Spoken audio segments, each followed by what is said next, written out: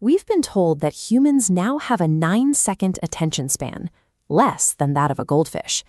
This claim, popularized by a 2015 Microsoft report and a group called Statistics Brain, has even surfaced in legal scholarship.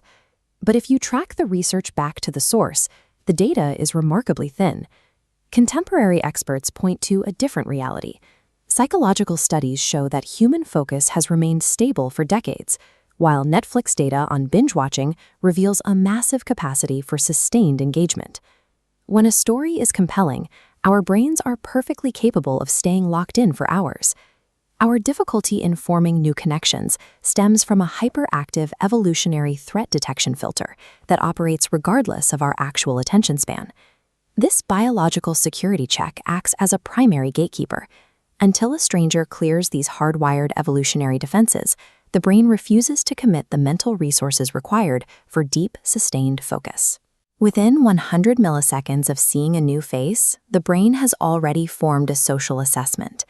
The fusiform gyrus identifies visual features, while the amygdala assigns emotional meaning, tagging the person as trustworthy or dominant before we are consciously aware. This high-speed appraisal system evolved to ensure survival in unfamiliar environments. Early humans had to identify potential allies or fatal threats based on minimum visual cues, prioritizing speed over accuracy to stay alive. Once this initial judgment is made, the brain invokes the halo and horn effect to protect it.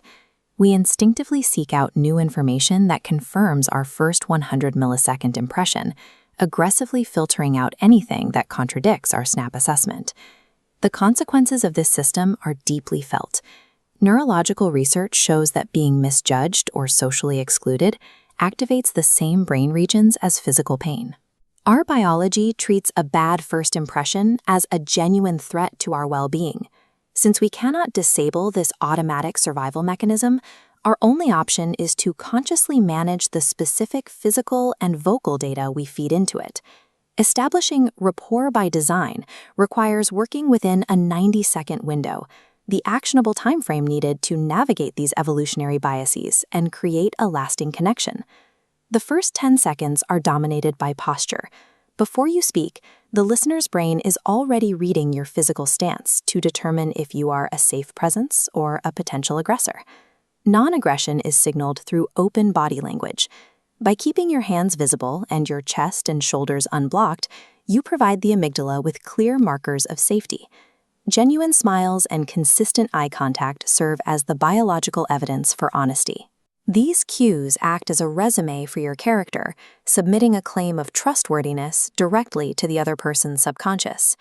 Managing these physical signals in the opening seconds establishes a baseline of trust, clearing the way for the brain to move from defensive monitoring to active listening. Once the interaction crosses the 10-second threshold, the listener's brain shifts its focus. It begins prioritizing vocal tone as the primary way to evaluate emotional context. The Moran framework maps tone across 4 dimensions: formal to casual, serious to funny, respectful to irreverent, and matter-of-fact to enthusiastic. Notice how the same message about a problem shifts from authoritative in tone 1 to relaxed in tone 2.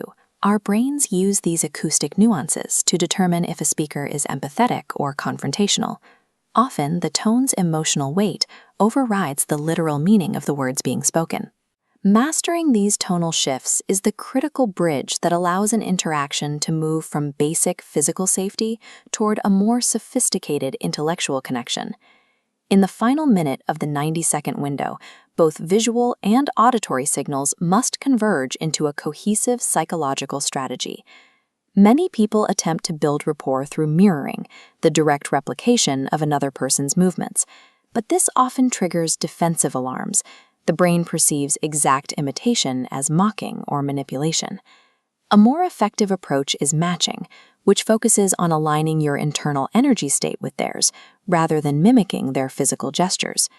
If you encounter someone who is agitated and high energy, you match their intensity to acknowledge their state. Once you are in sync, you can gradually lower your own volume and pace to guide them down to a calmer, more productive frequency. This process of synchronization creates shared resonance.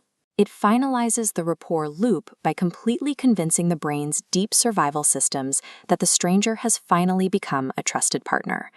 Surviving the first 90 seconds creates the opening, but sustaining that connection requires a continuous loop of behavioral monitoring and adjustment. To maintain rapport after the initial encounter, communicators use the KFC framework, a diagnostic tool for real-time interpersonal performance. K reminds you to know your outcome, the specific goal of the interaction. F stands for finding out what you're getting, which involves reading the room to see if your message is landing as intended. If the feedback is negative, the final step is C, change your approach. This requires an immediate pivot in your tone or body language to re-engage the listener and preserve the connection. A powerful first impression is the result of a specific biological process. By treating rapport as a learnable sequence of signals rather than an innate trait, anyone can navigate these hardwired filters to foster deep, sustained human connection.